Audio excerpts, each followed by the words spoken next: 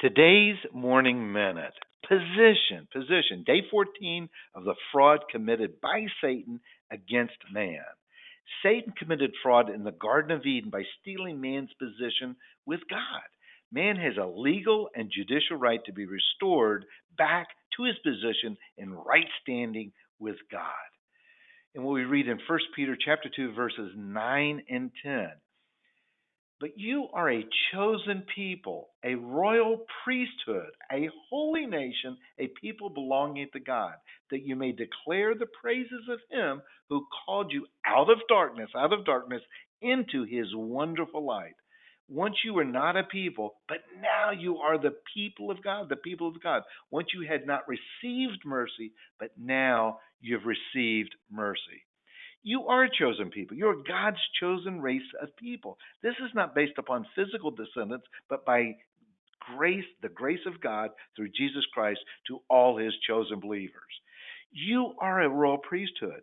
God had a purpose for the nation of Israel, and so he brought them out of slavery in Egypt. These people were called to be a nation of priests who would represent God and his plan for salvation of humanity. As the Father's elect, you are a royal priesthood called to these same responsibilities. You're called to bring the good news of the gospel of Jesus Christ, his righteousness, redemption, forgiveness, and grace to the dark and lost world. You are a holy nation. Jesus, as the King of Kings, presides over the citizens of the holy nation on earth. Jesus is responsible for the care and protection of his Father's elect children as their king, elder brother, and high priest. You are a people belonging to God.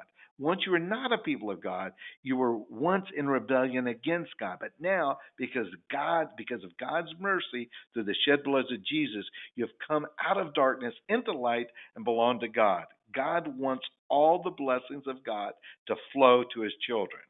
You sing and praise God because you have been brought out of darkness into his light.